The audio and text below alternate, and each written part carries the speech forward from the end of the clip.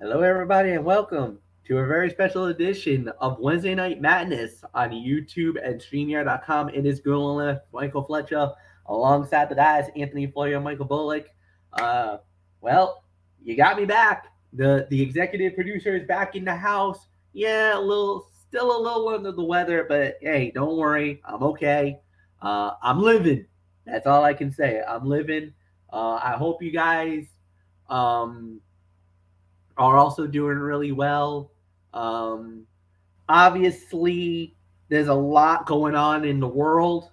Um, as you guys know, that I'm not gonna cur or skirt around it.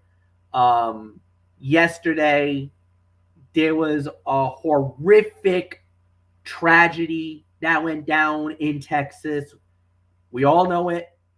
I'm not gonna scoot around it, but I will say this: my thoughts and prayers are with the families of the students and the teachers of the horrific events that happened yesterday at that school in Texas.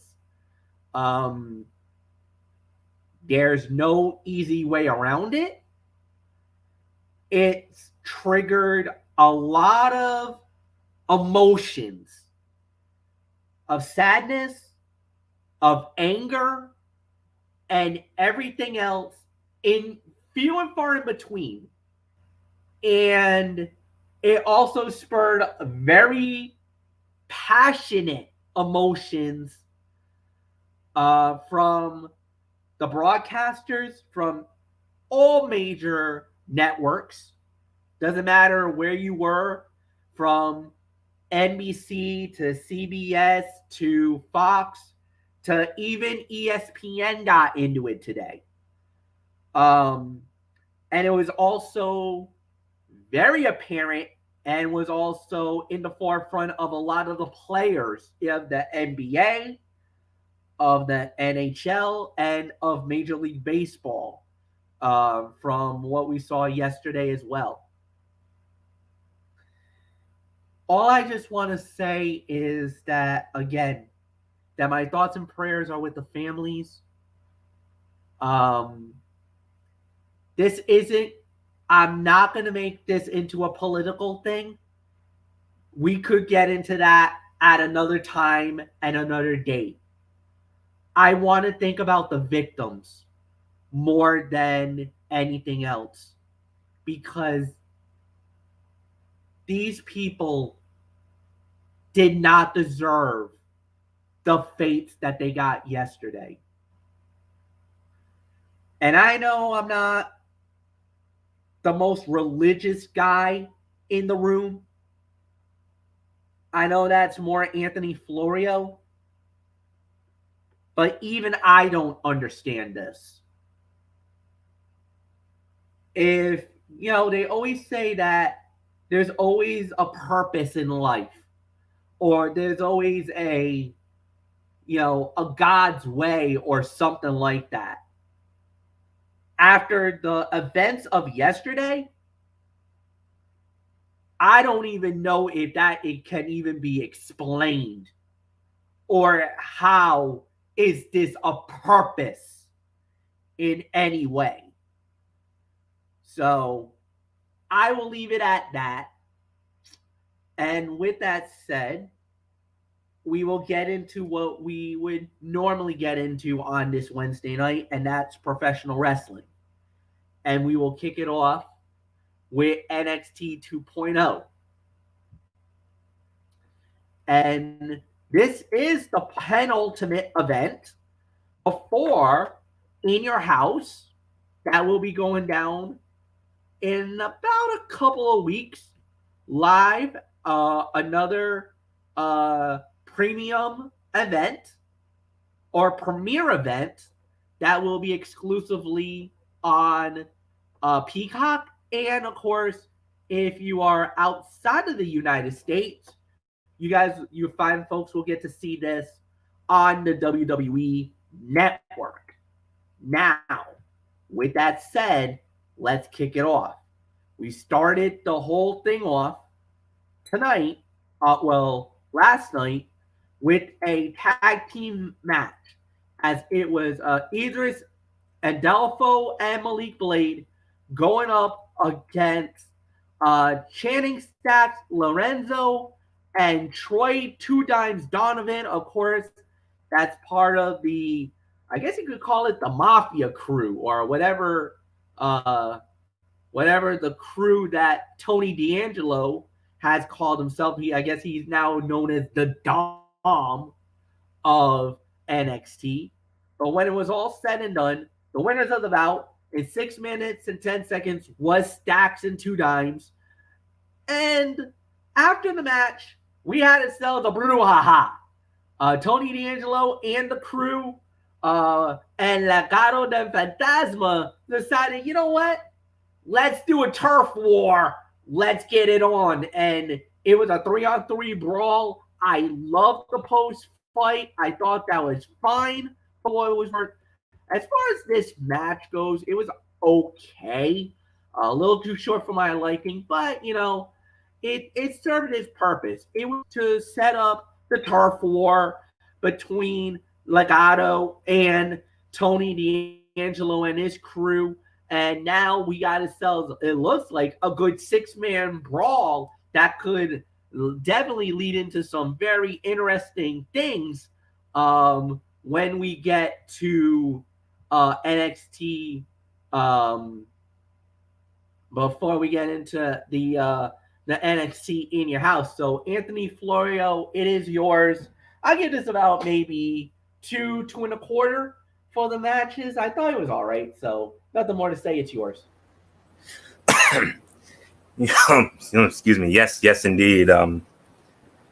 Very well said at the start there, Matt. Very well said, and we'll just leave it at that. So, but I'm hopeful that we can put a smile on your faces, because Lord knows we all need one at this time. So, so with all that, let's dive on in here.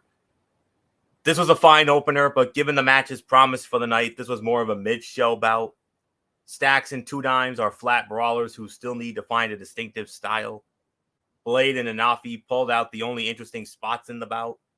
While NXT 2.0 is trying to build up the two as threats, Stacks and Two Dimes did not need a win over a more talented team when Legado could have cost them while protecting them.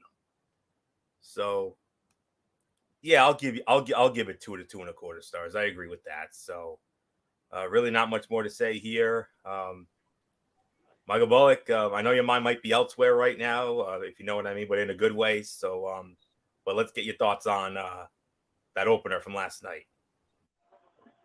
Yeah, I mean, I thought it was a good opener. I'll give it about maybe 2.25 as well. I mean, it was a fine match. I mean, could have been better. Absolutely, it could have been better. But it is what it is. So, yeah, there's really nothing more for me to add here. So, Fletch, let's move on.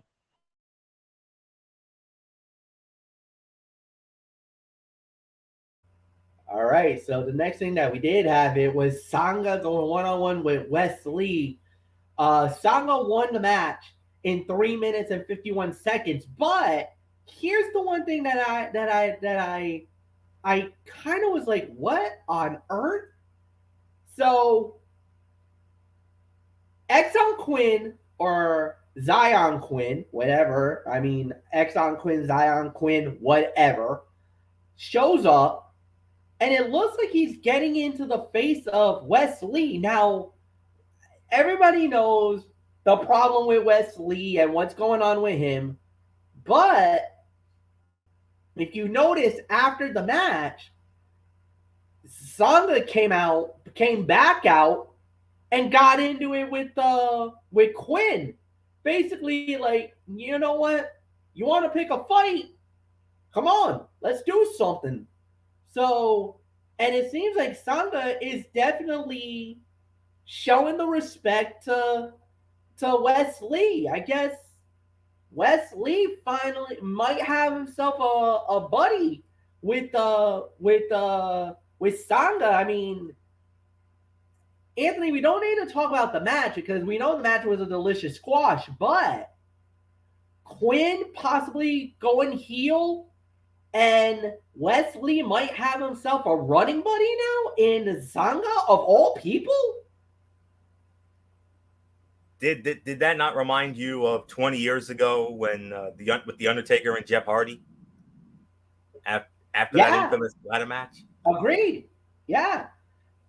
I mean, Sanga will never ever be anywhere near the Undertaker's level, and even though Wesley kind of had a little bit of a Jeff Hardy, he kind of a risk taker, daredevil, spot monkey there, but hey, I mean, he showed respect to him after the bout was over, and but wow, all right, well, you said not talk about the match, but we'll say it like this. Let me talk about Wes Lee. Wes Lee has been treated decently so far since the MSK breakup, but it will be important for him to get some wins eventually. He cannot just be another cruiserweight lost in the shuffle. At the least, he and Sanga could be an interesting tag team. So, if I had to put a rating on this, it would be about 1.5 to 2. Because I thought it was better than it looked on paper. And Lee and Sanga had a David Goliath type clash where the smaller man fought hard to bring the bigger man down. And while his injuries made him vulnerable, it was not quite a complete delicious squash. Even though Sanga did toss Lee clean across the ring.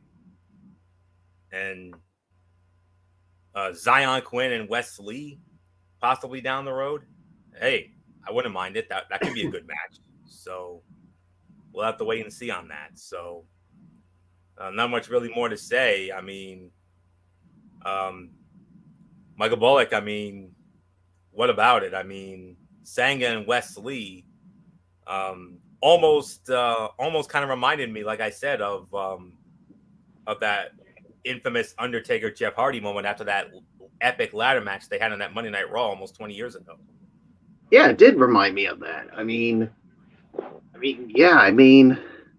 obviously Wesley definitely gave an effort, and that's why Sanga, when he saw Zion Quinn going after him, Sanga basically came back and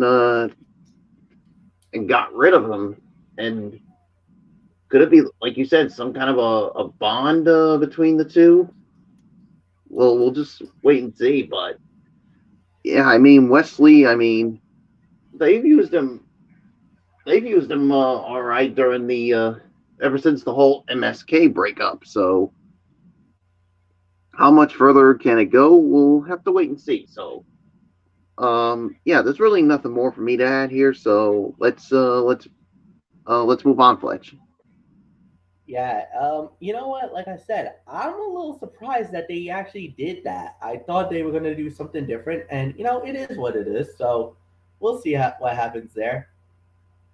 So the next thing that we had on the fight card here was we had Alba Fire, or everybody knows her as Kaylee Ray, going up against Elektra Lopez, and Alba Fire wins the match in 2 minutes and 53 seconds. But the one thing that we did see was Elektra Lopez and the beautiful Cora Jade was out there, and she was out at ringside, just minding her own business, watching the match, and snacking it with the NXT universe.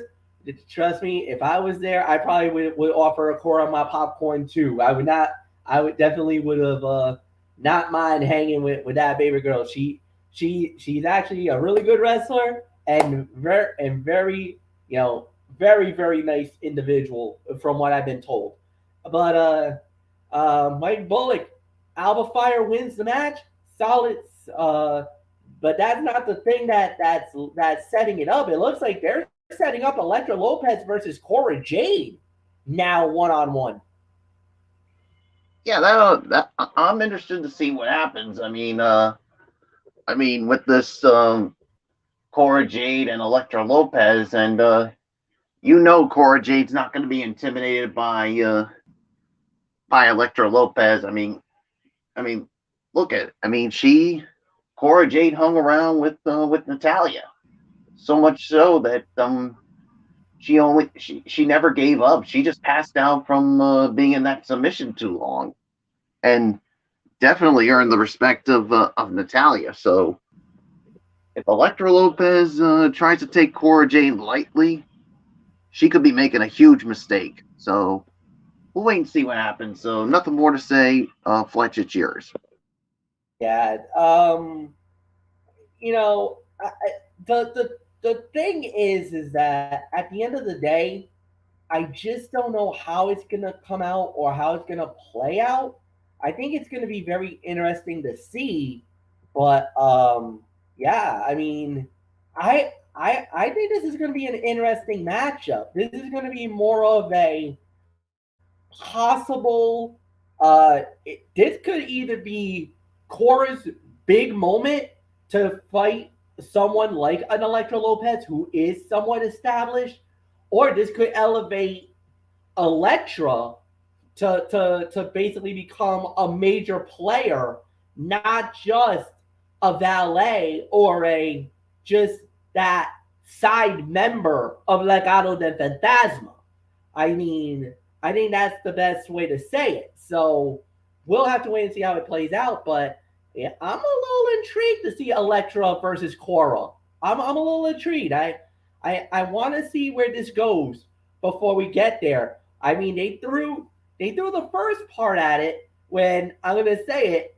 That was a waste of popcorn, which I'm so for the popcorn, man. I don't mind it. I like it, but I was a little annoyed with Electra that she slapped it right out of Cora, man. That was a waste of money for me because popcorn is not cheap nowadays.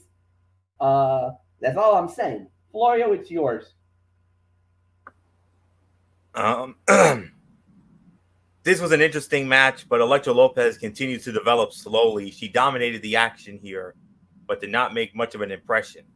It would have helped to see a bit more offense from Alba Fire before she pulled out the win. In the end, neither woman gained much here. Lopez looks to be on a collision course with Cora Jade, but nothing about this sold her as a legitimate threat to someone who has contended for the NXT Women's Championship multiple times. And match wasn't anything really special for me, but it was about a 1 to 1.5 star match. But MF, we don't have to wait long because this Tuesday night on NXT 2.0, you want to see Cora Jade versus Electra Lopez? Well, guess what? You're gonna get it Nice. Tuesday night, Cora Jade, Electra Lopez, 1-on-1. Someone's got to give. So all right, we'll have to wait and see on that. Yes. So right. About 1 to 1.5 for the match because it didn't really do anything. It wasn't anything blow away or anything. I know a lot of people are not crazy about Kaylee Ray's new name, but I'm going to be honest with you. It's starting to grow on me a little bit. I don't know why, but it's starting to. I'm actually liking the gimmick. I'm liking the attitude. I'm liking the gimmick. It's growing on me, and because I was the same way. I didn't like it at first. I did not like the name change and everything else. But now that I've seen what they're doing with her, I'm liking it. I'm starting to feel like that this is working. So I love the new attitude because it's basically there's not much of a change. It's basically Kaylee Ray, just a different name, but they gave her, the with the whole gimmick and everything else. I like it. So I think they did a really good job with it. More than anything else. So so not much more to say. So Cora Jade and Electra Lopez Tuesday night. So get ready. Next thing that we had here, guys, Roxanne Perez versus Lash Legend in the semifinal of the breakout tournament, of the women's breakout tournament. Roxanne Perez goes to the finals, advances. She wins it in 3 minutes and 19 seconds. All right, this was an okay match. Lash Legend didn't look bad. Like, she didn't look too bad. I think they could have done a little better with her with this one. I think they did all right. It wasn't the perfect thing. It wasn't the best thing to do, but they did all right. For Roxanne Perez to make it to the finals, no big surprise. I'm ecstatic that she's in the final. What got me a little confused though is, did you see what happened to the other side of the bracket? We'll get into this big time in a minute because we lost a major player in that tournament. The person that was literally projected as the odds-on favorite is out due to injury. How did that happen? Me not know. Maybe Anthony can fill that in, can fill in the blanks when he gets it in the minute, and he knows what I'm talking about. So Roxanne Perez makes it to the final. I'm ecstatic. I'm happy. That's excellent. She deserves to be there. Roxy has been a bright spot for NXT since coming up to NXT after leaving Ring of Honor. Now she's already in the final of a breakout tournament that, if she wins it, can declare for any title in NXT. She could go after the women's title, and that could be a possible showdown with Mandy Rose or whoever the champion may be, because it doesn't have to be right away. Or she could say, you know what? I want one more chance at the tag team titles, and we might have that going down. We don't know. We'll wait and see. One thing's for sure, Roxy is in the final where she truly belonged. We'll get into the other match, the other semifinal, in just a minute. Anthony, it's yours. I'll give this about 2 to 2.5 for the match. I mean, the outcome was never in doubt. This had the potential to be the rare legend match that shines, but she barely moved from the center of the ring. She worked this contest like she was the size of Omos, just letting Roxanne Perez come to her. Luckily, this only went 3 minutes, as it could have been worse.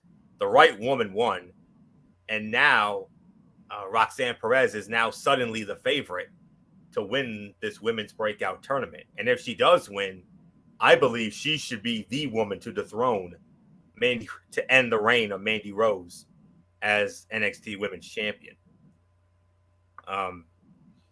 Nikita Lyons is injured. I know what MF is going about here. I didn't know because I'll be honest with you. Last night I was doing a lot of flipping back and forth between NXT 2.0 and our New York Rangers MF, and flipping between that game and NXT 2.0. Not easy, but I somehow found a way to make it work. But I didn't get word of it until Wade Barrett mentioned it in a commentary. I'm like, out? What do you mean out? And then I looked into it, and apparently, I don't know if this is real or if this is storylined or what happened, but they said that Nikita Lyons suffered some sort of freak injury while training. Now, we've heard a lot of instances about this where some men and some women have gotten injured during training, maybe because they go a little too hard. So that's obviously what happened to Nikita Lyons, who, in my opinion, was the odds-on favorite to win this tournament initially. But now that she's gone, I mean, it's got to be Roxy now, or Roxanne Perez. But Mackenzie Mitchell also announced Nikita Lyons was injured and unable to compete in the tournament. And we'll get into who ended up replacing her and the situation with Fallon Henley and all that. So I'm actually going to bump this down to 1.5 to 2 for the effort on this. but the right woman won. And now MF, the beautiful young lady formerly known as, we remember her as Roxy, is now one win away from the biggest win of her very young career. And if that's the case, it could lead to an even bigger win down the road. So we just got to wait and see how they decide to do it. So with that, 1.5 to 2. So Michael Bullock, very interesting developments in your women's breakout tournament here. After Nikita Lyons goes down, now Roxanne Perez, formerly Roxy, is now all of a sudden the favorite to win it all. Yeah, like you said, I mean, some interesting developments with Nikita Lyons, and yeah, Roxy Perez has got to be the favorite now. So, well, I think she will win it as far as I'm concerned. So, we'll wait and see how it goes. So, I'll give it about 1.5 for the effort. So, Fletch, it's yours. Yeah, so next up on the fight card, guys, we had NXT Women's Champion, as it was Mandy Rose going one-on-one non-title match against Indy Hartwell. Mandy Rose wins the match in 9 minutes and 18 seconds. So Anthony Florio is yours. What was that time again? 9:18. 9:18. All right. Mandy Rose and Indy Hartwell are capable of so much better. It was slow and uncoordinated. It may be due to their inexperience together, but they lacked any chemistry. They got time, but they did not deliver with it. Wendy Chu is likely the next challenger for the NXT Women's Championship at In Your House. While she has clearly improved, that matchup is difficult to get excited about. Her gimmick is hard to buy in a contest that would go no longer than 10 minutes. So I can probably only give this 2 to 2.5 at best. So really not much more to say here. So Michael Bullock, Mandy Rose finds a way to win yet again, and even winning in non-title matches. So, and it looks like Wendy Chu is going to be the next challenger for Mandy Rose, very likely at In Your House. Yeah, I agree with that. I think Wendy Chu is going to be the next challenger for Mandy Rose at NXT In Your House. So 2 stars is for me. It was fine, but there were some things I thought that could have been better, but it is what it is. So yeah, really nothing more for me to say. Fletch, it's yours. Yeah, so I'll give this about 2. I think they did all right. I don't think there's really nothing more to add here. So yeah, so next up with that we did have here, this was the match that you guys were talking about. Fallon Henley going one-on-one with Tiffany Stratton. That's right, Tiffany Stratton gets the golden ticket. She gets into the semifinal and now goes to the finals. 5 minutes and 2 seconds. She will be fighting Roxy for the women's breakout tournament final that I believe is going to be held at In Your House. Is that what it is? I guess that's what we'll guess. There hasn't been an official announcement yet, but I'm probably guessing it'll be that the breakout final should be at In Your House. Tiffany Stratton versus Roxanne Perez. Michael Bullock, Tiffany advances 502 with the win.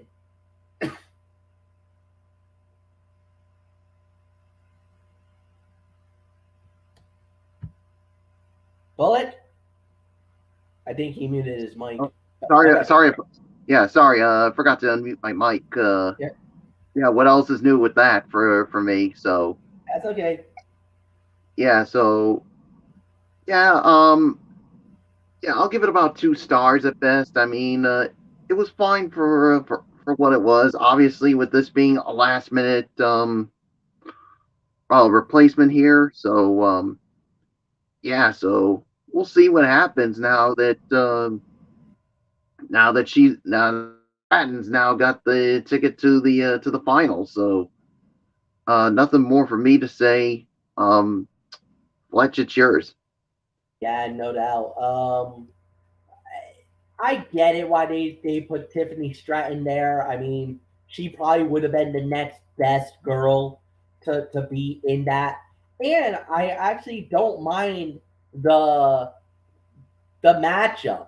I think Tiffany Stratton versus Roxanne Perez is actually a pretty even match in the finals. So I think it'll be a very good matchup. Now you got to believe that Roxy will probably win it all as the favorite going into that final, and then we'll see. So yeah, at the end of the day, uh, fine for what it was worth, and yeah, Anthony, I give it to you.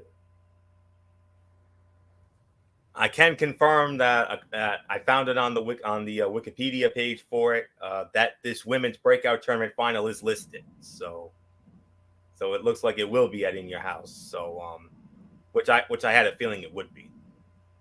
I'll give it about 2 to 2.5 for this. It took a while, but Tiffany Stratton has found her way in the ring, and this was one of her better performances to date. She and Fallon Henley worked well together. The back and forth outshined the rest of the women's matches on last night's show. Stratton made sense as the challenger to Perez following Lyon's injury. And she is an established heel and a genuine threat to win the tournament. While Perez should win, this final could go either way and should be a surprise hit. So I'll give it about maybe 2.5 for the effort. And Michael Bullock, I believe we got some breaking news here. Oh yes, it is official. The Boston Celtics have taken Game 5 of the Eastern Conference Finals. 93-80 is the final score. They have taken a 3-2 lead and are 1 win away from returning to the NBA Finals for the first time since 2010. We'll get into more of it when we do the Celtics chat, but Yep. here you go, guys. Celtics 1 win away from returning to the finals. Wow. 2.5 MF. Did Bullet go on that? Yeah, he let I off. Okay. let off on it. All right. So 2.5 for that match. So not much more to say. MF. Where do we go from here? Main event time, or Um, is there something Let me else? see. Yeah, well, there was another match, but we don't really need to talk about this. Von Wagner versus Eichmann. Von Wagner wins the match in 4 minutes and 13 seconds. Yeah, the main event of the show was Duke Hudson versus Von Breaker, and Duke Hudson won the match via disqualification in 11 minutes and 2 seconds. Um, it was basically that, you know, it was that, Von Breaker got caught up in the moment.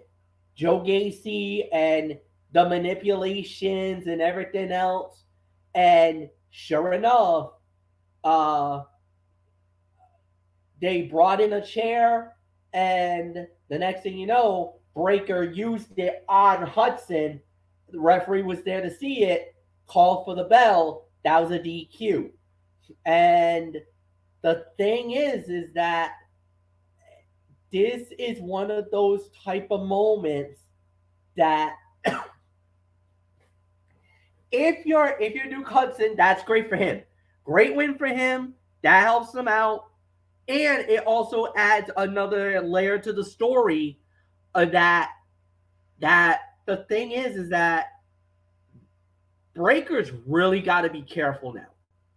Like, because Gacy's going to manipulate. He's going to do whatever he can do to make it known that if you get disqualified, I get your NXT title.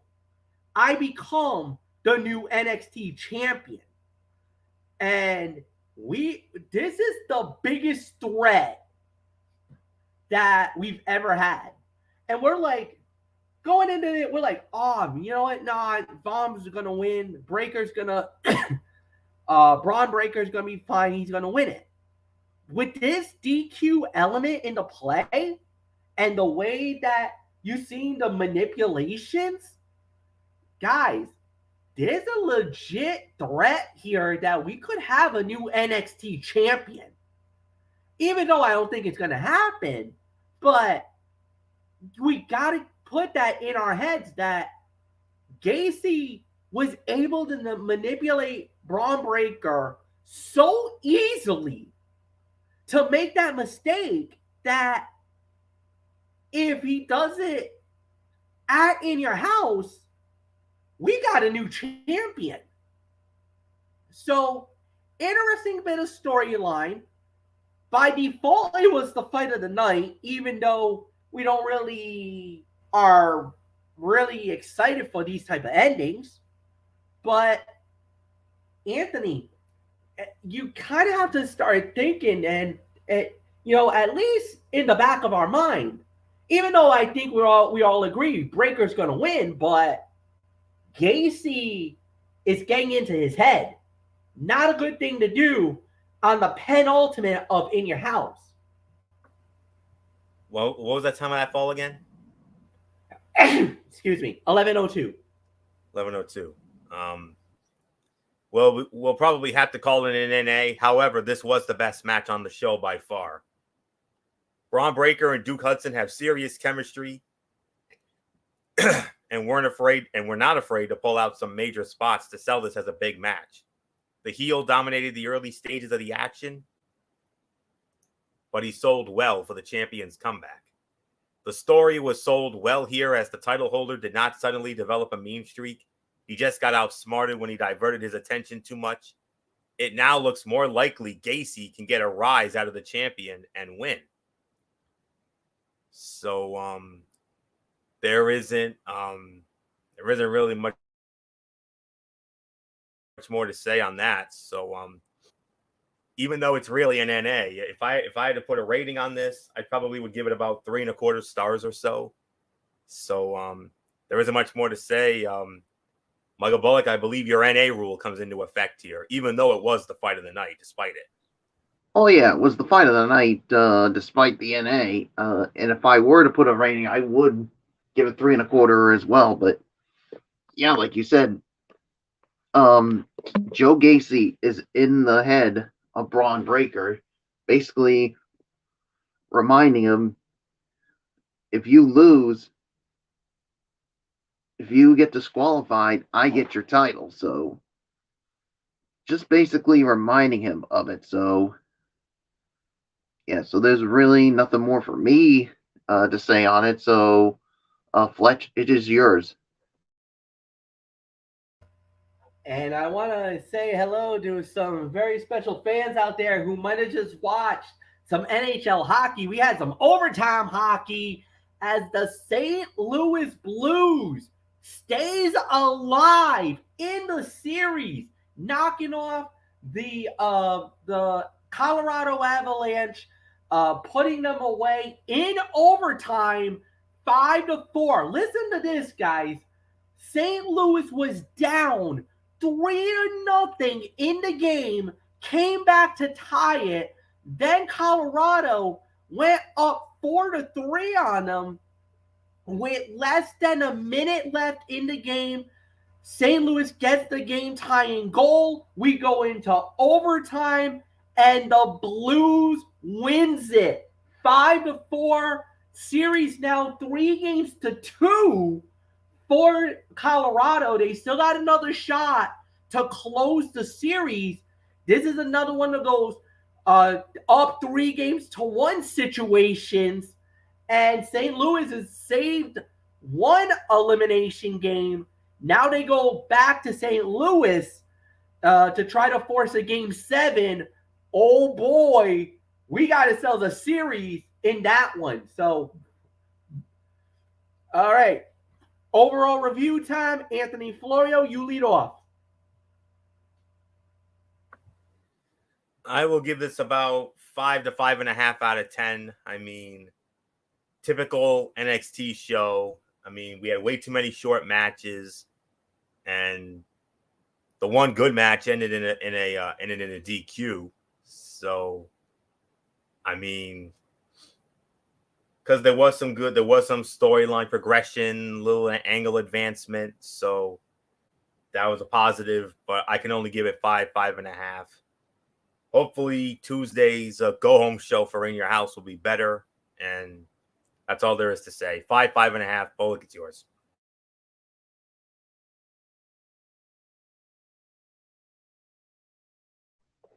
Yeah, 5.5 for me on this. I mean, yeah, I mean, he did have some good, but the thing is, there were way too many short matches, like you said, Florio. So there's really nothing more to add. So Fletch, it is yours. Agreed. 5.5. Really nothing more to say. So we're just gonna dive right on into AEW. So we started it off with the steel cage match, as it was Shawn Spears versus Wardlow. MJF was the special guest referee.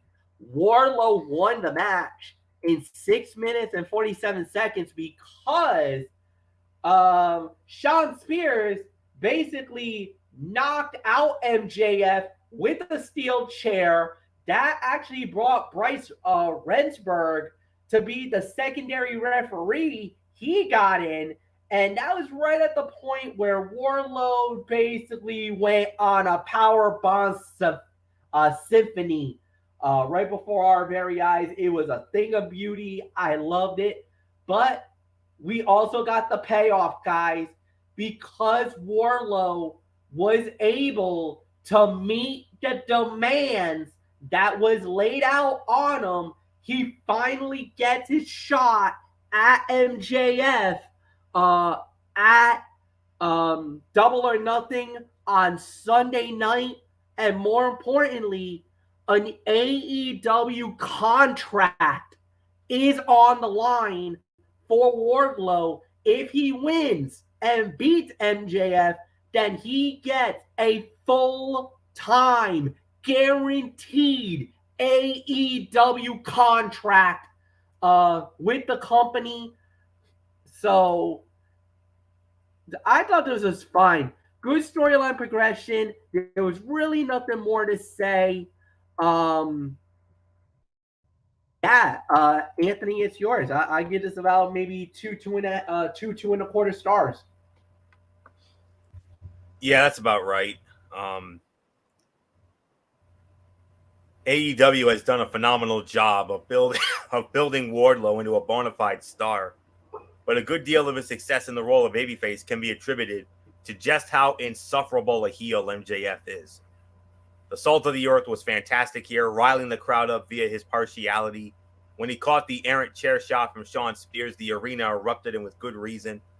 The loudmouth, spoiled brat from Long Island got a small taste of the comeuppance that awaits him Sunday night.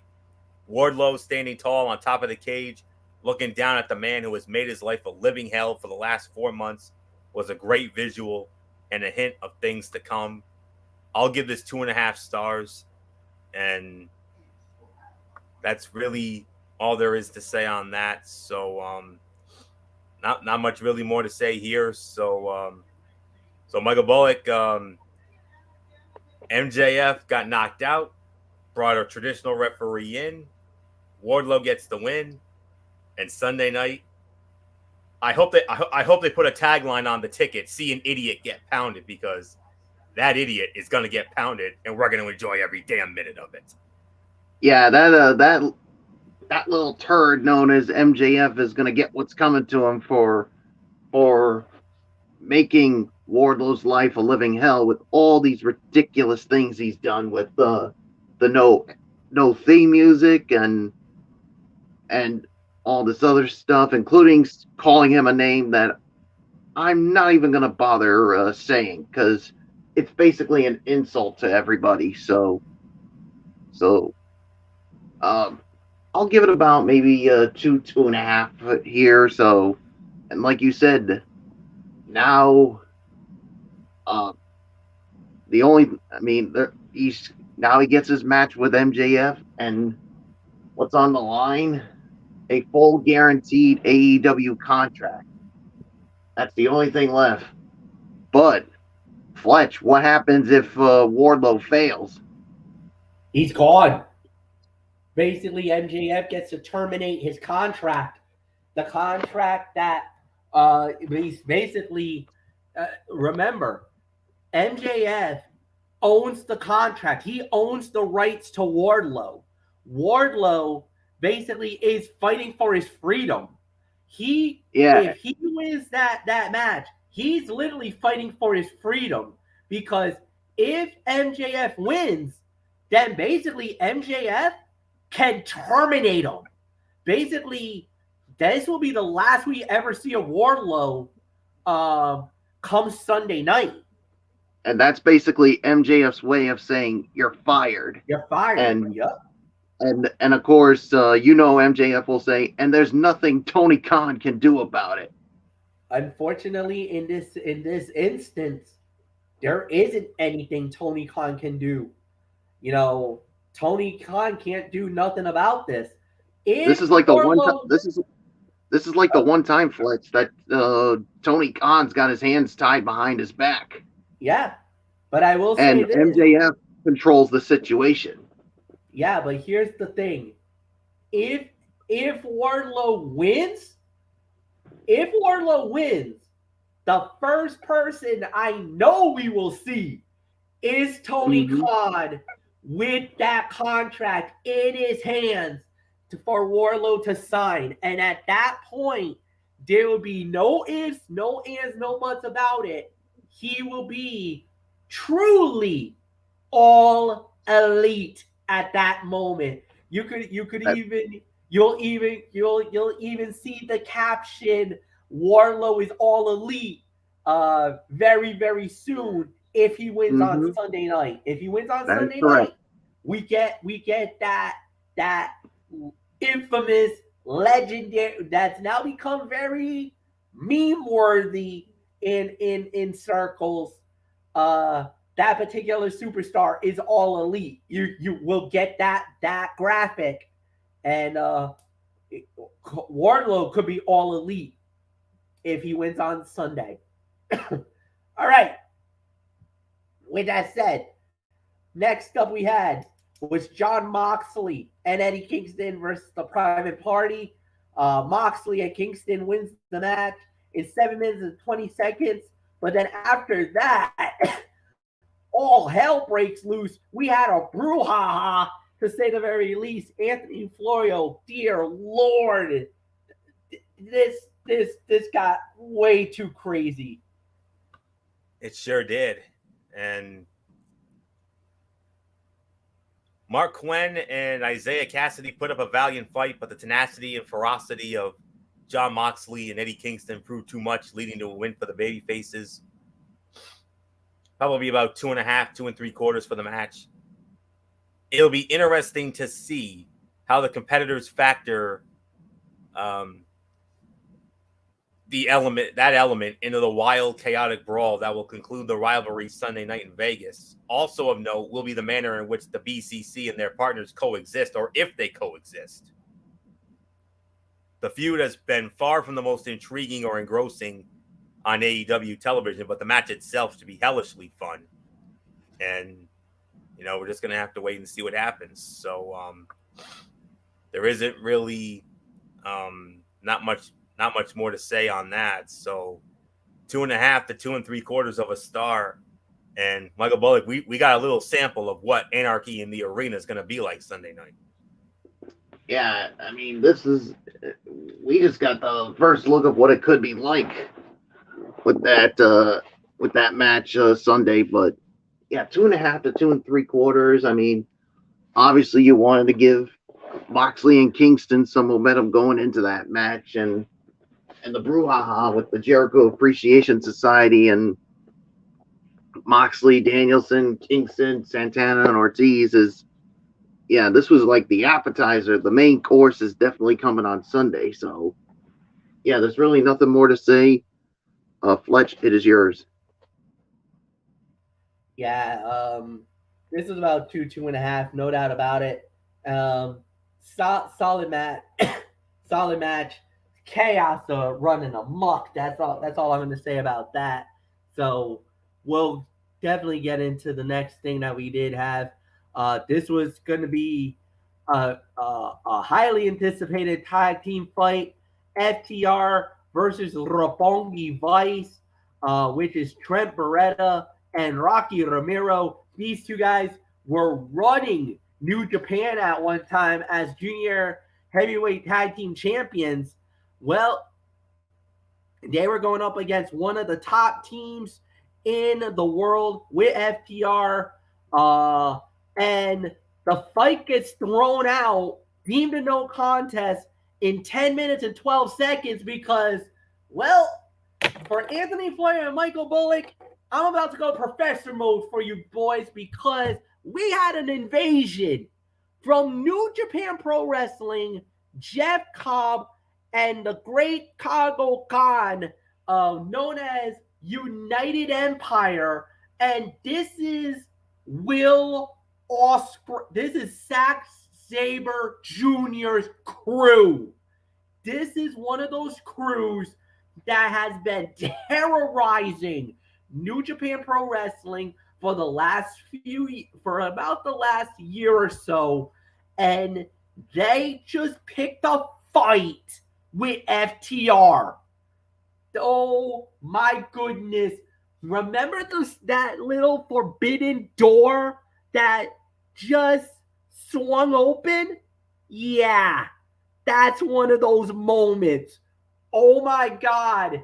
My jaw hit the floor because I'm like, what the hell are these two guys doing here? So, yeah, it just got real, folks. So, Jeff Cobb, Kago Khan is in what they just showed up in AEW and destroyed everybody in sight. And, well, we got to see what's going to happen here. This was crazy, man. Obviously, automatic NA because the fight gets thrown out in 10 minutes and 12 seconds. Very unfortunate, but I guess nothing else to say. So next up we had was a triple threat match as it was Jungle Boy, Ricky Starks, and Swerve Strickland all in action. And when it was all said and done, Swerve Strickland wins the match in 8 minutes and 30 seconds. So I believe this goes to Michael Bullock. So, Mike Bullock, give me your thoughts, man. Swerve Strickland gets a leg up for his team. Him and Keith Lee get some momentum going into the tag team title fight, the triple threat tag team title fight at Double or Nothing on Sunday night. What was the time of the fall, Fletch? 8 minutes and 30 seconds. Yeah, I'll give this about maybe 2.5 to 3 for the effort here. I thought this was a good match here. Swerve Strickland gets the advantage for his team going into that triple threat tag team match at Double or Nothing. So they could be one. I think they're one of the favorites to me to become the new champs. But don't sleep on Ricky Starks and Powerhouse Hobbs. So we'll see what happens here. So nothing else to say, Fletch. It's yours. Yeah, I'll go with the 2.5 rating. I thought it was a solid match. Definitely some momentum, looking really good. Really nothing more to say after that. So, Anthony, it's yours. I'm going to give it 3 stars for the effort. The finish was the culmination of an ultra-competitive match that saw Jungle Boy appear to be in control late with his trademark snare trap submission, only to have victory snatched away from him. With 3 competitors as talented as they, it is really no surprise that they made the most of the time given to them. All 3 starred, and Swerve Strickland picked up a much-needed win. The match Sunday will be wild, cut a frenetic pace, and feature some damn fun sequences from both the smaller competitors and their heavyweight opponents. not unlike Keith Lee's corkscrew dive to the outside that wiped out Luchasaurus and Powerhouse Hobbs tonight. You believe that? Wow. His dive will never not be impressive, especially coming from a man his size. We saw this in NXT when he did a tope con hilo, for goodness sakes. That made Mauro Ranallo lose his mind. So we'll wait and see. So 3.25 for this easily. So there isn't much more to say here. I mean, Keith Lee is a 330-pound man, and he's doing corkscrew dives over the top rope like he was a cruiserweight, for goodness sakes. What? Yeah, remarkable, unbelievable. Yeah, solid, amazing. It almost makes us wonder what he's gonna do now as he's getting into these bigger events, especially that one. So we'll see. Next up that we did have was Toni Storm versus Dr. Britt Baker, DMD. This is the semifinal of the Owen Hart Women's Tournament. And it is Dr. Britt Baker. She's going to the final. She will be fighting at Double or Nothing, knocking off Toni Storm in 8 minutes and 48 seconds. Look, I don't mind the outcome for Dr. Britt to win it. Fine. I'm happy with it. Now we got to see how it goes because remember, the other semifinal is this Friday night, and we'll see who will be facing the good doctor at Double or Nothing. I think right now we kind of have to say I kind of feel like Dr. Britt's probably the favorite going in the final now. Now that she's made it to the final, I feel like Dr. Britt's probably going to win it on the women's side. So there's really nothing more to add here. I thought this was a solid 2.5-star match. Anthony, it's yours. Yeah, 2.5, 2.75 of a star. The match was a strange one in that it felt like at times the competitors had strong chemistry and were on the same page, but at other times it felt disjointed and uneven. The lack of heat did not help, nor did the finish, in which it appeared as though either Hayter or Baker and Storm were out of position. What was a good match probably should have been better, and there are real questions as to whether Toni Storm should have lost here. She is not as bulletproof as it might seem, with fans not quite as won over as AEW probably expected out of the gate. There is work to be done from a creative perspective to help Storm forge that all-important bond with fans.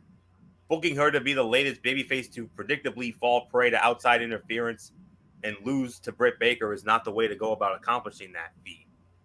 So there really isn't much to say on that. So I'll give it 2.5, 2.75 of a star. So Michael Bullock, it's yours. Yeah, 2.5 stars for me. Yeah, it was a good match. I thought it could have been better, but yeah, I mean, part of me was thinking that Toni Storm should go over on this one, but yeah, Dr. Britt Baker gets the win. She now moves on to the finals, and she will face the winner of the other semifinal that'll go on Friday night on AEW Rampage. So, yeah, there's really nothing more to say. So, Fletch, it's yours. And then it leads us to the main event of the evening, as it was Samoa Joe versus Kyle O'Reilly. Samoa Joe wins the match in 11 minutes and 15 seconds. The men's tournament is now locked in the final. It will be Samoa Joe versus Adam Cole 1-on-1. Anthony, man, what a final we're going to get at Double or Nothing. Potential show stealer there. So, and I know you know their history, MF. I know you do. So, oh yeah. But let's see. What was that time again? 11 11-15. 11-15. All right. 3 1/4, 3.5. Though the match was physically grueling, it lacked the spark that you would expect from the main event of the go-home edition of Dynamite. There was no sense of urgency from the creative, just two guys having the very good match everyone assumed they would. In that regard, it was a success in terms of putting a nice bow on the hype for Double or Nothing. It was somewhat of a disappointment, a rarity in AEW's 3-year history. So that's really all I can say there. But that was a good 3 1/4, maybe 3.5 star match. And all I can say now is what a match we have for the finals of the men's Owen Hart tournament. Adam Cole versus Samoa Joe. And MF knows their history. And I know he's going to wax poetic on it when we get to him. But nonetheless, great matchup here. This was 3 1/4, 3.5, but just imagine how great it's going to be when we get to Sunday night. So not much more to say here. Michael Bullock, Samoa Joe versus Adam Cole in the final. Wow, that's going to be something. Oh yeah, I definitely can't wait for this one. That's got show stealer written all over it, given the history with these two. 3 1/4, 3.5 stars. I mean, this was a good match. I mean, certainly a good way to close out the show. And so, yeah, there's nothing more to add to it. So, Fletch, let's get into our overall thoughts on this edition of Dynamite. All right. And with that said, actually, Michael Bullock, you get to lead off on the overall review of AEW Dynamite. So go ahead. I thought Florio was actually it does go to me. That's right. It does go to me. He is right. Yep. Go ahead, Anthony. 7.5 for me. But I do have to put in some constructive criticism here. For a show that promised to be a special 3-year anniversary episode, it did nothing to play up that aspect. Where were the great moments in AEW history? How about some of the original stars talking about their fondest memories? It would have added a unique element to the show. As it was, the broadcast was, like its main event, very good. It was just missing that explosiveness that one has come to expect from the final episode before a major pay-per-view event. So I'll give it 7 to 7.5, but 3-year anniversary show didn't really feel like it. So that's just my little constructive criticism. So not much more to say here. Michael Bullock, your thoughts? Well, Florio, I think, and this is only my opinion, I think the reason why we didn't get that much, well, because of when it comes to the 3-year anniversary, I think it's because of the events of from yesterday. So absolutely, perfectly understandable. Maybe they wanted to back off it and remind us of those victims. So I think we need to cut them some slack for this week. I mean, believe me, Florio, if this didn't happen, then I would say lay on the criticism. I think for this week only, because of the events that took place yesterday. I take it back. No. Because the thing is that I think I get where you're coming from, Florio, and I think Michael Bullock does have a point, but I think your criticism is actually valid, and I think you're absolutely right for what you were saying. But the thing is that it's only a 30-year anniversary thing. It's not a big celebration. It doesn't need to be a big thing. I've seen a lot of even WWE things that when they do these regular anniversary events, they don't really acknowledge much on their end. So I mean for AEW, I get why they if it was because of the events of yesterday, I got no problem with it. But I am actually on Florio's side here. I think his criticism of AEW, at least not acknowledging the 3-year thing, does need to be called. And they deserve to get called out for that. So no, Florio, don't apologize. You're absolutely right for your criticism. And All right, well, I'm the one who should apologize. No. You have every right to say what you wanted it to say, Michael Bullock. Neither one of you are wrong on this. Neither one of you guys are wrong. I think it's time that we actually face up and man up. You had something to say. You called AEW out. Florio, I got no problem with what you just did. And just like you, Michael Bullock, I think you're like, well, I don't think they wanted it to cut, do much of a celebration because of the thing that happened in with the tragedy. Granted, and I think there was a little bit of a tempered type thing. But the thing is that I've noticed in a lot of sports or in a lot of things, whenever they do these so-called anniversary things, you don't really hear many things happening or major events or anything. They'll acknowledge going over the top. Yeah, they'll acknowledge it. They'll be like, "Oh, it's our third year, being, this is the 30-year anniversary of AEW, of the announcement that AEW was coming." So, I mean, I get it. I got nothing wrong with what either one of you guys were saying. Yeah. So 7 out of 10 for me, Fletch. Quickly taken, and then we'll get to your to the Ranger Roundup. Yeah, 7 out of 10. I agree with that. I thought it was a good show. I mean, it was solid for what it was worth. The thing is that they got a whole week coming up, because remember, there's still a Rampage that needs to be done. That will happen on Friday, and then of course the big event is Sunday night. When they do this for real, AEW Double or Nothing, and then there's also some other stuff during the week that they're gonna do. So, I mean, there's really nothing more to add here, guys. So, yeah, the excitement level is definitely at a fever pitch. We're definitely going to be talking about it. And all right, here we go. Ranger Roundup. We're going to start it. And it is the New York Rangers versus the Carolina Hurricanes from Madison Square Garden in New York. And guys, here we go. As it pertains to this one, the New York Rangers once again gets the job done.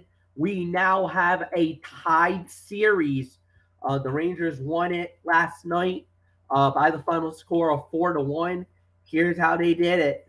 It started off early in the game as the Rangers went on a power play, and it was Frank Vetrano, a power play goal assisted by Andrew Kopp and Adam Fox at 13:31. That gave the Rangers a 1-0 lead. And then at 15:42 in the first period, Adam Fox gets the goal. Adam Kopp and Ryan Lundgren getting the assist. It was 2-0 New York. Then a very crazy sequence that led to the third goal for the New York Rangers, as it was Mika Zibanejad scoring, assisted by Ryan Lundgren and Frank Vetrano. That gave the Rangers a 3-0 lead going into the third. Then Tero Teravainen getting the goal. Sebastian Aho with the assist.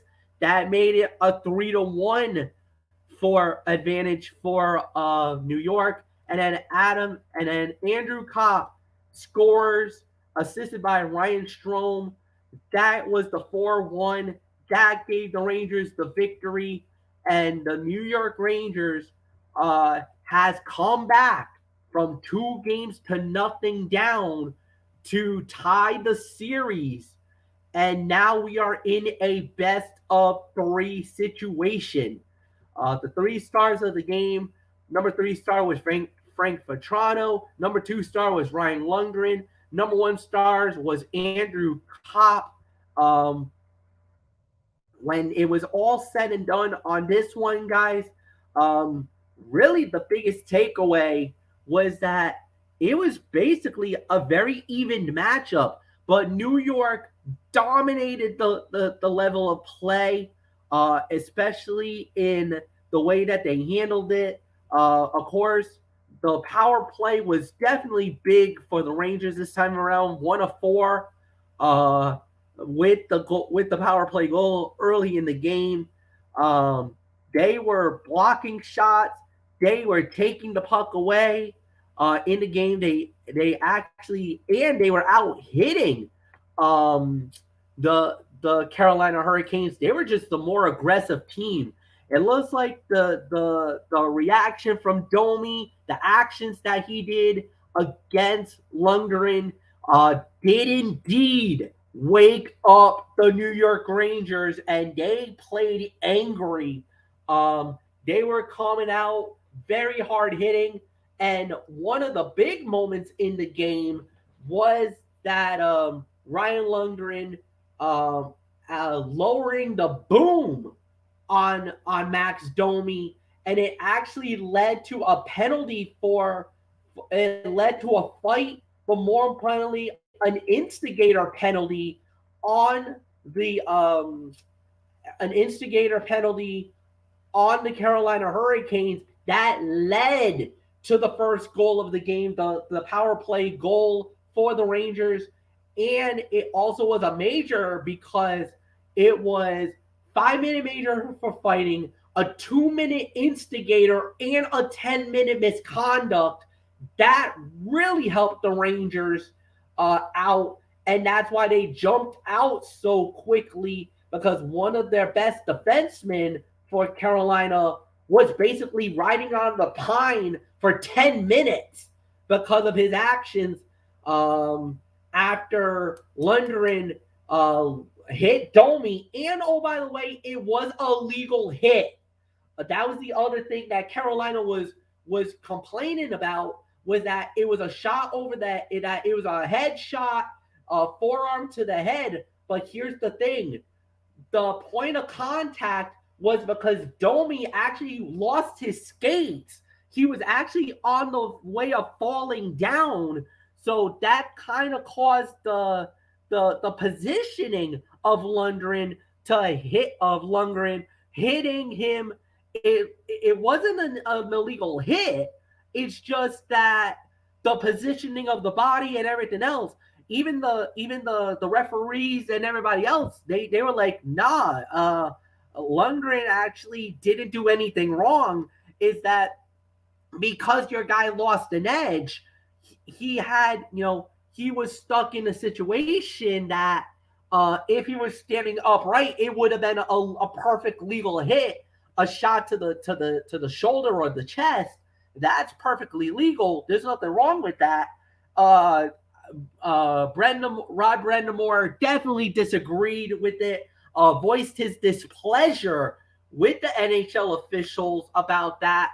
But at the end of the day, it just didn't matter, because that was just one of many things that went right for the Rangers last night. Like we said, they outplayed the Hurricanes.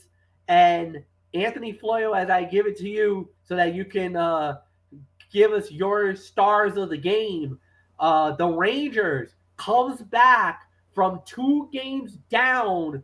Now we have a series. We're going back to Carolina, and you kind of have to feel now, going into it, you kind of feel like, all right, we just have to handle our business at home. We're okay. We're not in any panic mode.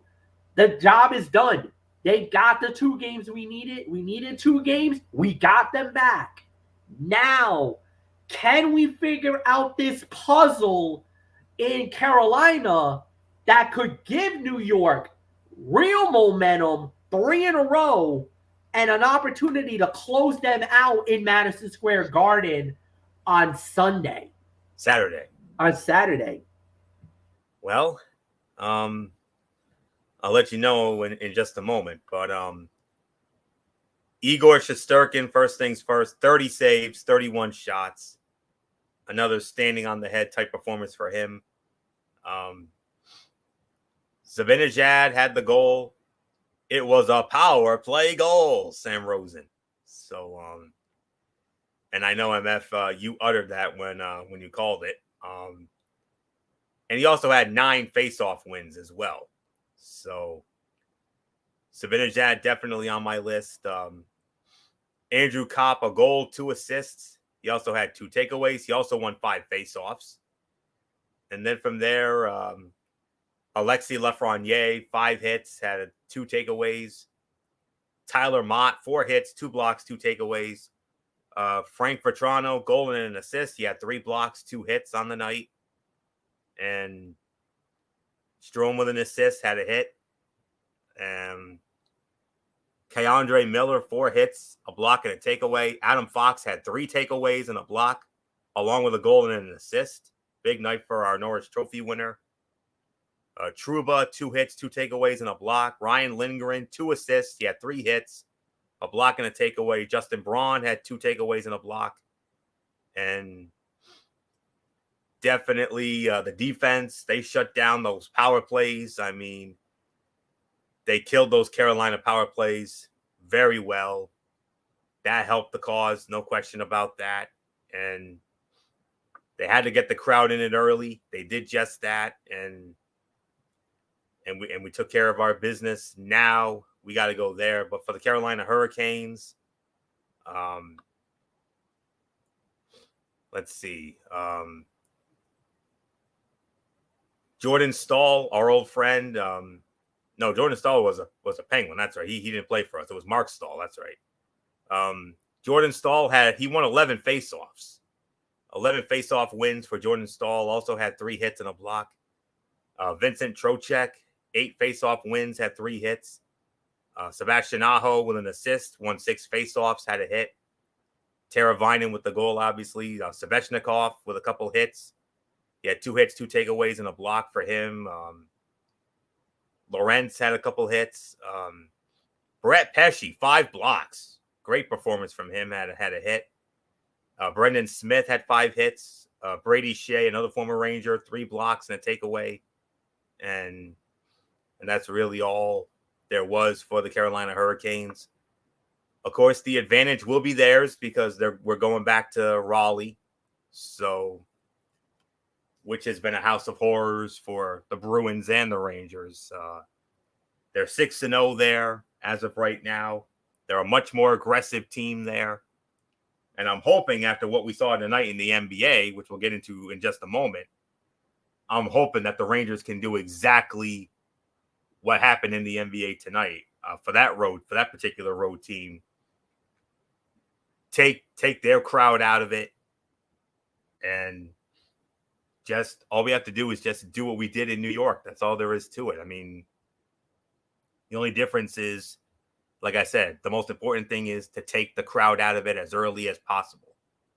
Do that, clamp down on that D, and kill those power plays. And Shesterkin has to stand on his head again. He needs to have a game of his life type performance here, and I'm hoping we can get some. I'm hoping the Stars can keep producing. I kind of want to see some production from the kid line, to be honest with you, not just on defense. I mean, the hits and the blocks and the takeaways, those have been fine, but I'd like to see some goals and assists when it comes to the kid line. I'd like to see some of those numbers go up. So that's all there is for me to really say here. I'm not surprised that the Rangers evened it up, as they have now won 5 in a row in Madison Square Garden, 5-1.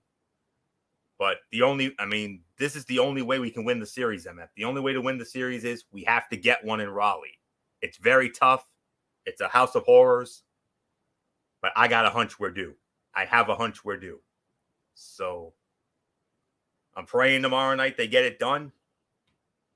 They take that pivotal Game 5 and then bring it home to the Garden for what's going to be a wild Saturday night affair. So we'll have to wait and see. So great win.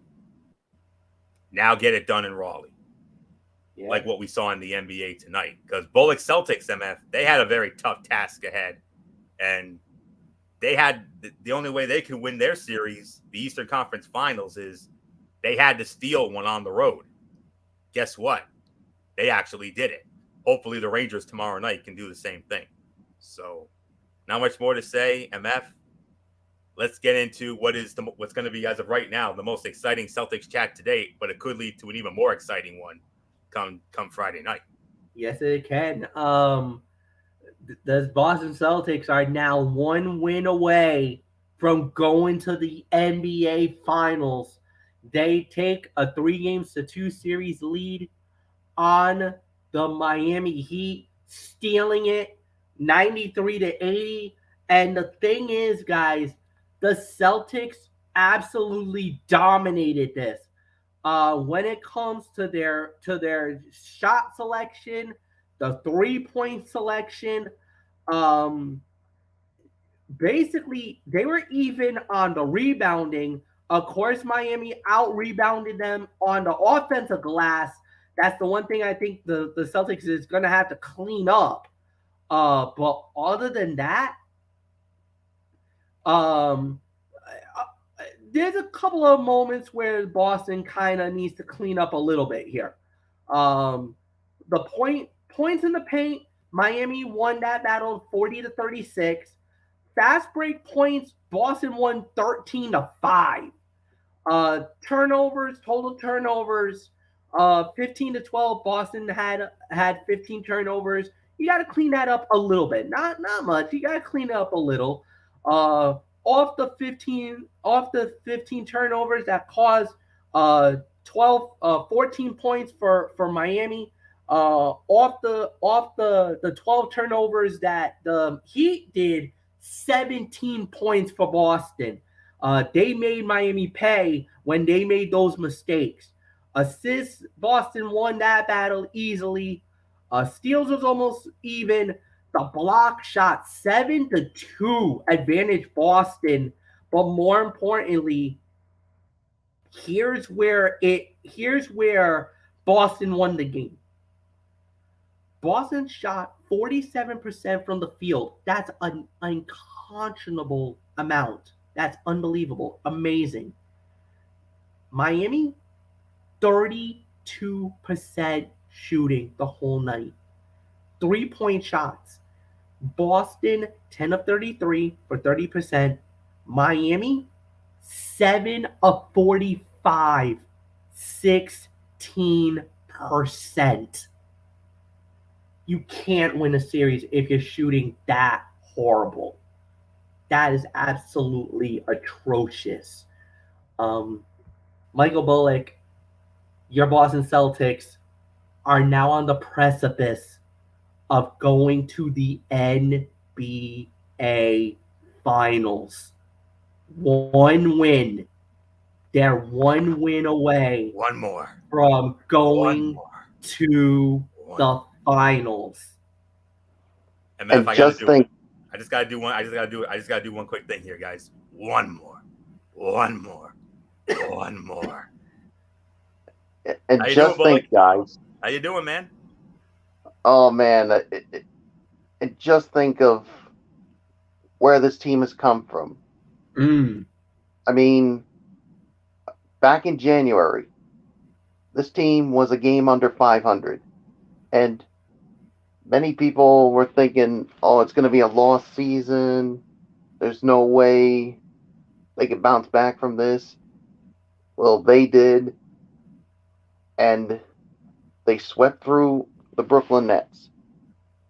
They went 7 games with the defending champs, and now 1 win away from the NBA Finals. And think of the tandem that's been there.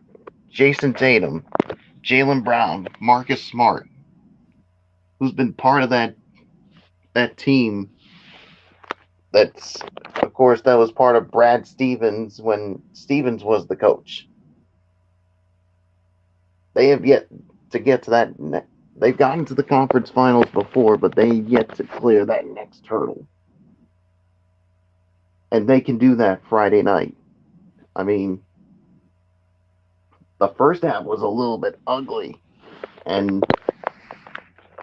but somehow I was like, if they can keep it to single digits, Celtics still have a chance.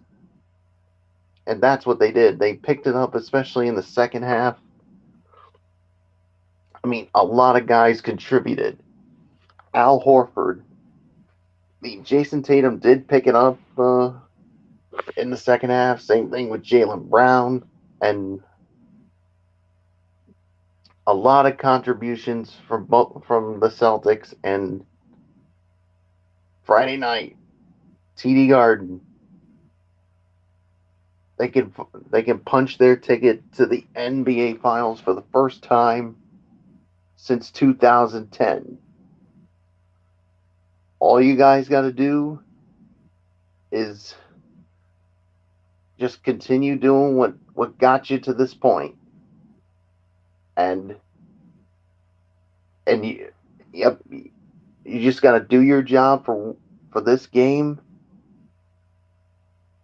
and you're on to the finals. Man, and like you said, a big win tonight for this team, but it could lead to something even bigger Friday night. It's going to be a big night, boys. And Florio,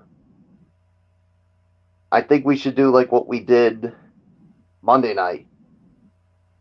You got SmackDown on, while on my end, it's going to be all about the Celtics.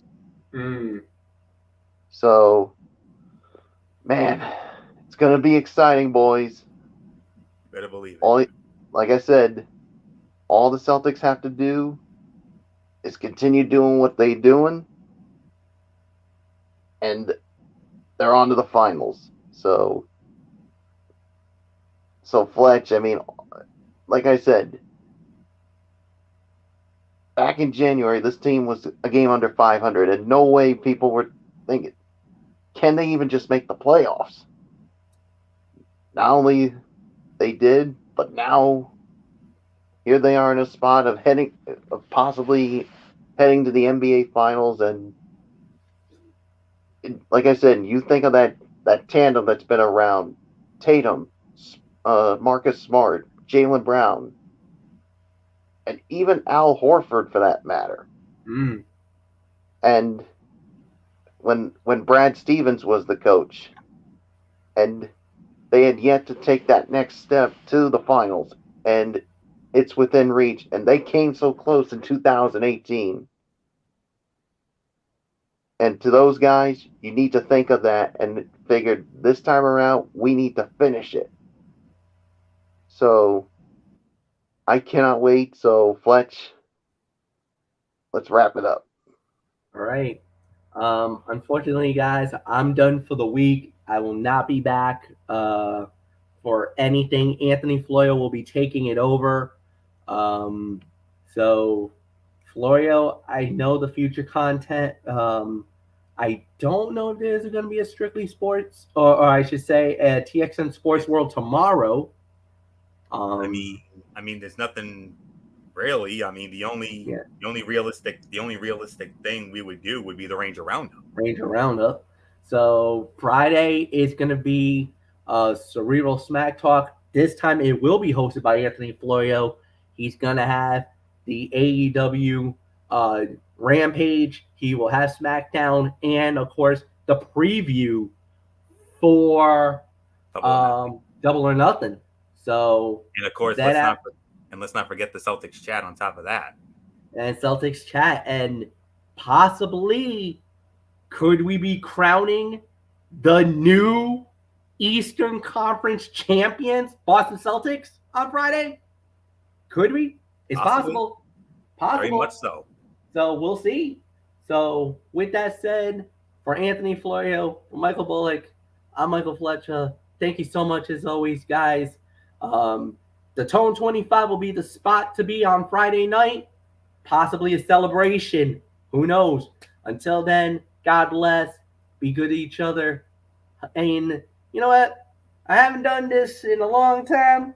I'm going to do it anyway. Hugs and hand pounds, everybody. We out.